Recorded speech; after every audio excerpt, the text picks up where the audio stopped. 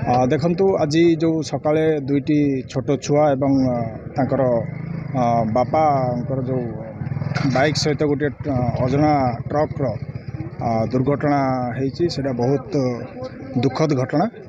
ଆଉ ଏଥିରେ ସେମାନେ ସ୍କୁଲ ଛୁଆ ଗୁଡ଼ାକ ସ୍କୁଲକୁ ଆସୁଥିଲେ ଆଉ ସେହି ସମୟରେ ଏହି ଦୁର୍ଘଟଣାଟି ଘଟିଛି। ତେଣୁ ଏ ସମ୍ବନ୍ଧରେ ଲୋକଙ୍କର ନିଶ୍ଚୟ ଭାବାବେଗ ରହିଛି ଏବଂ ପ୍ରତିକ୍ରିୟାଶୀଳ ରହିବେ ହିଁ ରହିବେ, ଯେହେତୁ ଅନ୍ ଦି ସ୍ପଟ୍ 3 ଜଣଙ୍କର ମୃତ୍ୟୁ ହୋଇଛି।